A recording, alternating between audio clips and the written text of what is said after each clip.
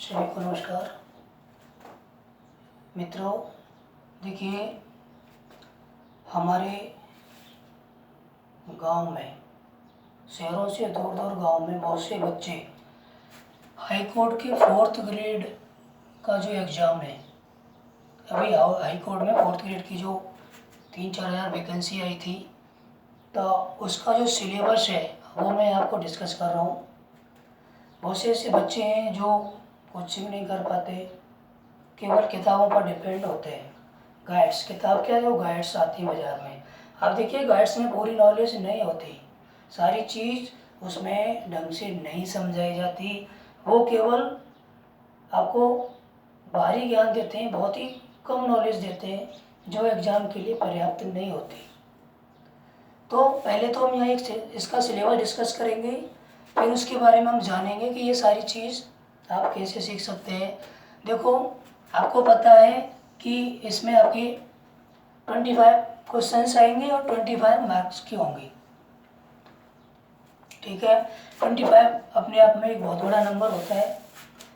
मित्रों, ये बात समझ लें फ्रेंड्स कि इस एग्ज़ाम में सिलेक्शन उन्हीं बच्चों का होगा जो ये 25 मार्क्स में अपना स्कोर बढ़ाएंगे, क्योंकि जीके वगैरह तो सभी पढ़ते हैं और आप जानते हैं कोर्ट में सबसे ज़्यादा ज़रूरत किसकी होती है, इंग्लिश की होती है। तो ये थोड़ा सा हमें देखना है। इसमें देखो, आपका सबसे पहला टॉपिक है टेंस। एक बात आपको बता दूं कि ये टोटल जो सिलेबस है ये 10th बेस है। 10th क्लास तक जो आपने पढ़ा है वो 10th बेस का ही ये सिलेबस है। टेंस पहला टॉपिक है। 6वीं 7वीं 8वीं 9वीं 10वीं तक आप टेंस बहुत पढ़ते हैं, शायद आपने सीखे भी होंगे। हम टेंस को ढंग से पढ़ेंगे, चालू होने वाला है ग्रामर वाले बैच में। आर्टिकल आप जानते हैं हिंदी का प्रयोग कहाँ ए लगाना है, कहाँ इन लगाना है, कहाँ दा का प्रयोग करना है। 2 तरह के आर्टिकल हैं, डेफिनेट और इनडेफिनेट। तो इनडेफिनेट आर्टिकल ए और एन होते हैं, डेफिनेट आर्टिकल द होता है। तो ये हमारे सिलेबस में बहुत सिंपल टॉपिक है। उसके बाद एक्टिव पैसिव है। मैंने चीज़ देखो आपको बताया था, आपने यदि मेरा पिछला वीडियो देखा हो कि वर्ब से पहले हमने सब्जेक्ट पढ़ा था कि जब सब्जेक्ट खुद काम कर रहा है तो सेंटेंस बनता है एक्टिव में, लेकिन खुद काम नहीं कर रहा है, वहाँ ऑब्जेक्ट का प्रभाव ज़्यादा होता है तो सेंटेंस बनता है पैसिव में। तो एक्टिव और पैसिव ये हमें बदलना सीखना है, बहुत ही सिंपल है ये। डायरेक्ट इनडायरेक्ट, इसमें बात को कहने का तरीका बदलता है, ये बहुत सरल टॉपिक है। मॉडल आपके देखिए 10th क्लास में यही मॉडल दे रखे हैं, सेम कंडीशन 10th जैसी है, तो 10th के बच्चों के साथ ये आप आराम से सीख सकते हैं। ये आपके देखो टेंस का topic, active passive direct indirect model, ये सभी आप 10th क्लास के बच्चों के साथ सीख सकते हैं और आपका भी वही स्तर है जो 10th के बच्चों का है। लेकिन इसमें प्रश्न थोड़े कॉम्पिटिटिव कैसे बनते हैं ये हमें यहाँ सीखना है। उसके बाद अगला टॉपिक आपका सिनोनिम्स है, पर्यायवाची। हिंदी में आप पढ़ते होंगे, एक शब्द के कई इंग्लिश में वर्ड आपको देखने हैं, तो इसके लिए भी हमारी आगे क्लास आने वाली है। एंटोनिम्स अपोजिट होते हैं, विलोम शब्द। One word substitution, one who can not see, एक व्यक्ति जो देख नहीं सकता, क्या कहेंगे उसको, ब्लाइंड कहेंगे, ठीक है। इस तरह से वन वर्ड हमें इम्पोर्टेंट याद करने हैं।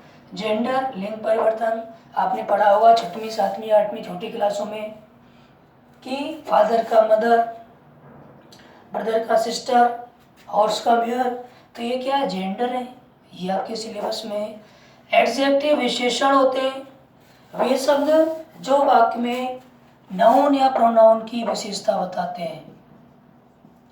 नाउन या प्रोनाउन की विशेषता बताने वाले शब्द क्या कहलाते हैं, विशेषण कहलाते हैं। जैसे गुड, बैड, क्या है, विशेषण है, एडजेक्टिव है। वर्ब क्रिया, क्रिया क्या है, वह शब्द जो जिसमें किसी कार्य में एक तो स्टेट हो, अवस्था को बताए, एक्शन क्रिया को बताए, या प्रोसेस को बताए।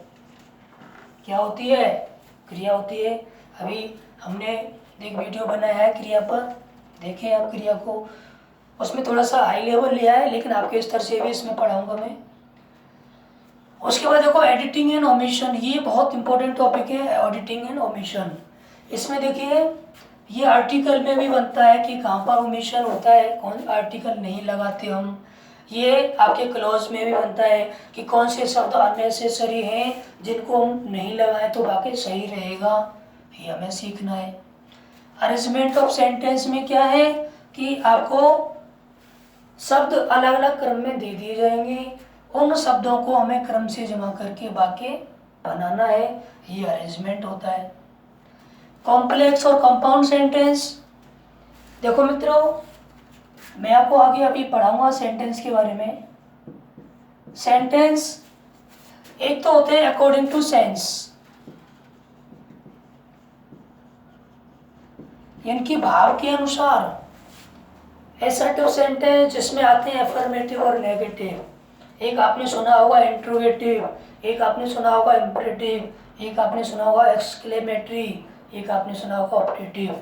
ये सभी क्या हैं, भाव के अनुसार वाक्य के प्रकार हैं। एक होते हैं स्ट्रक्चर के अनुसार, स्ट्रक्चर में एक आता है सिंपल सेंटेंस, एक आता है आपका कंपाउंड सेंटेंस, एक आता है आपका कॉम्प्लेक्स सेंटेंस, और एक इनमें मिक्स भी आता है।